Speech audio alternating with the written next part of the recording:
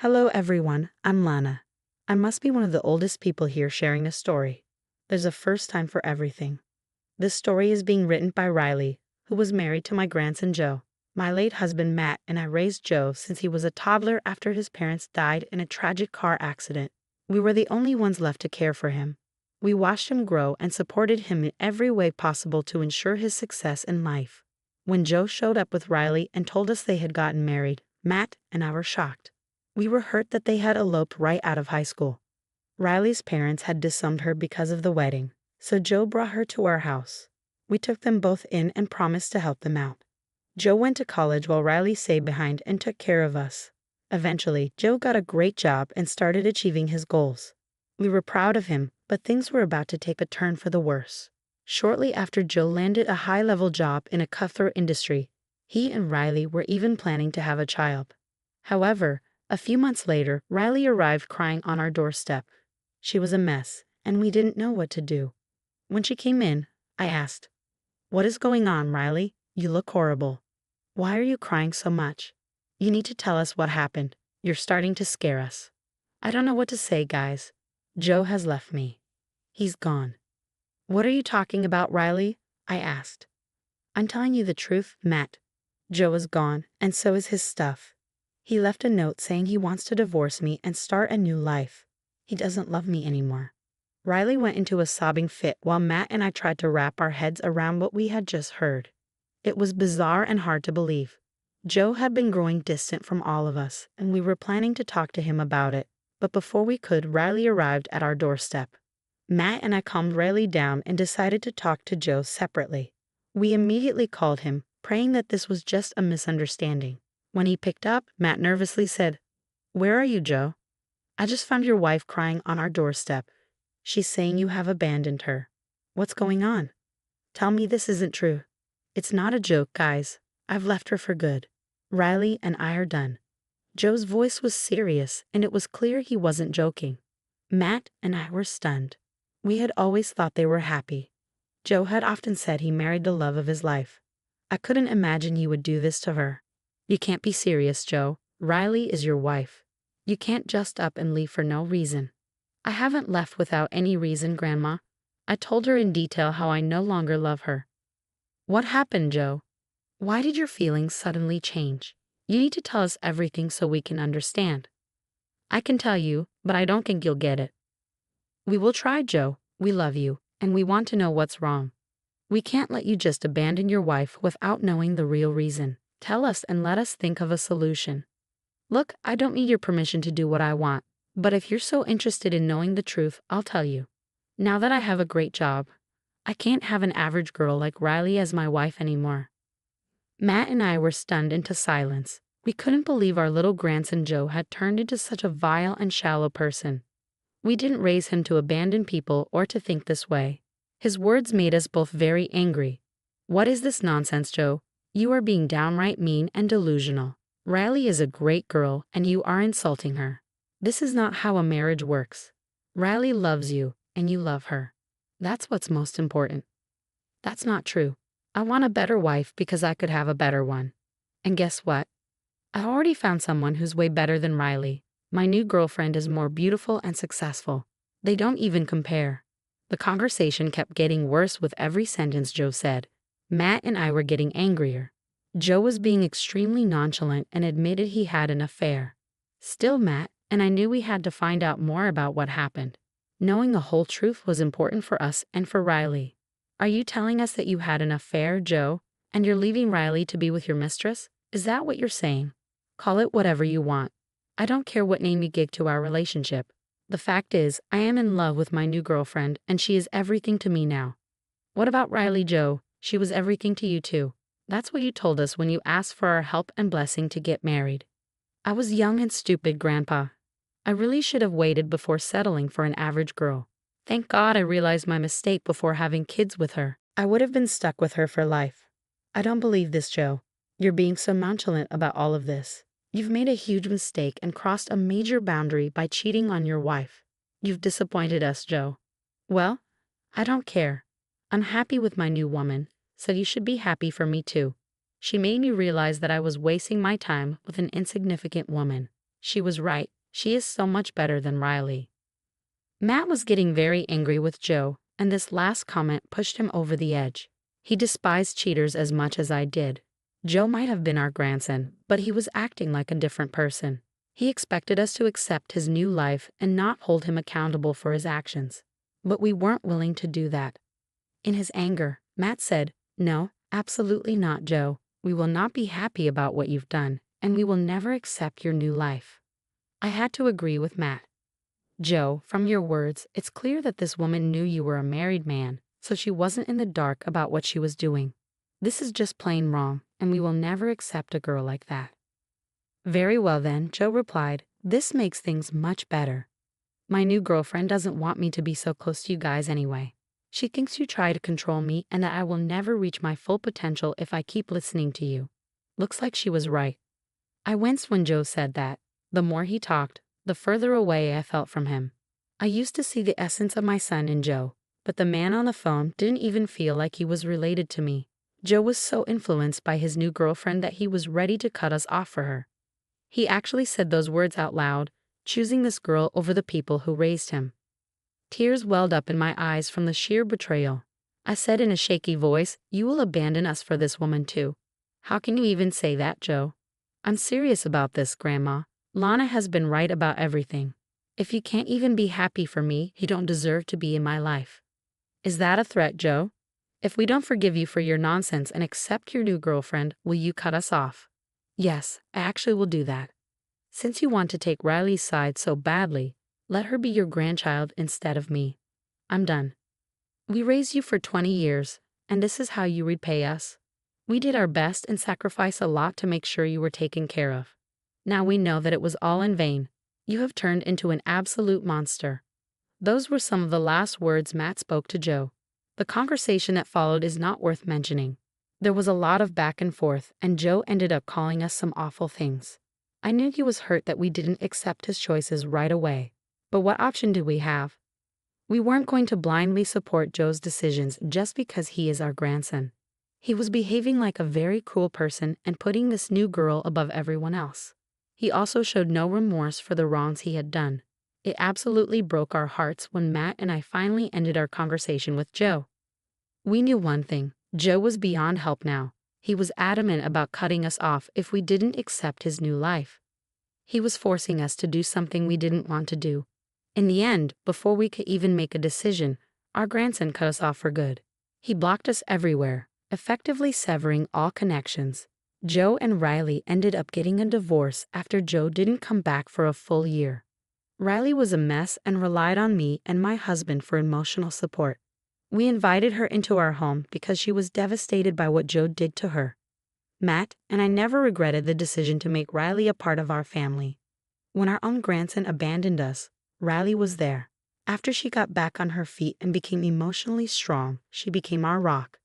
Joe didn't talk to us for 5 years, not a single word. We never reached out because it was never our decision to cut him off. Matt and I miss our grandson, I won't lie about that. However, his betrayal cut deep and left us bleeding inside.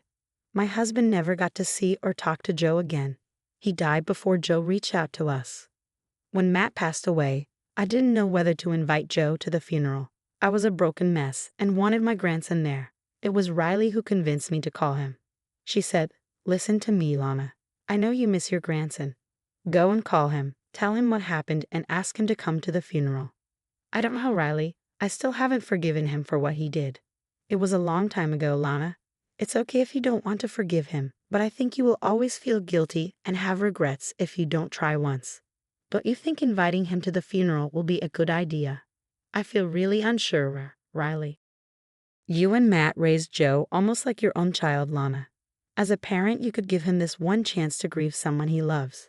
Joe loved you too. Maybe this time you will finally see how wrong he was to cut you off. Riley's words gave me some hope.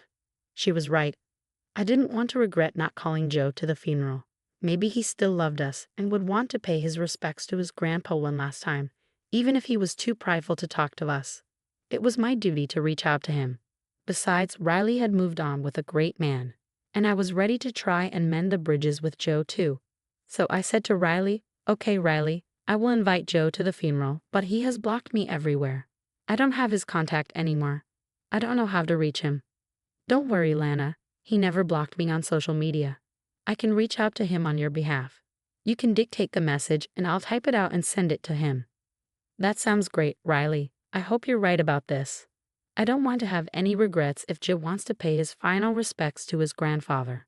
Riley excitedly sent the text that I dictated to her. I was starting to have some hope after Riley talked to me about possibly moving on from the incident. She didn't like that Joe had boycotted us and we lost our bond with him. Sometimes she felt guilty, although none of this was her fault. She never told us not to support Joe's decision, and she didn't tell Joe to block us or leave us. Despite what happened in the past and the fact that Joe never reached out again, I was willing to take the chance. I was ready to have some closure and maybe find it in my heart to forgive him. My hopes were short-lived. The first indication came when we found out that Joe had received and seen the message, but he never replied. We had provided all the details of the funeral, so we thought maybe he didn't need more information and might still show up. Riley and I held onto a sliver of hope that he would turn up at the funeral. I was willing to extend an olive branch just to see if he had changed a little. Believe me, I really wanted Joe and me to have a relationship despite everything. I was looking forward to seeing him, but my hopes were in vain. The funeral came and went. It was a beautiful day with the sun shining brightly, a day Matt would have liked. The service was very emotional but went well. Riley held me throughout the entire time. Joe never showed up. I kept looking at the door, hoping he would arrive any minute. When I went home, the realization hit me hard. Joe hadn't bothered to show up at Matt's funeral. I can't tell you how heartbroken I was. It sealed my resolve about the decision I had left to make. A day after the funeral, Matt's will was to be read.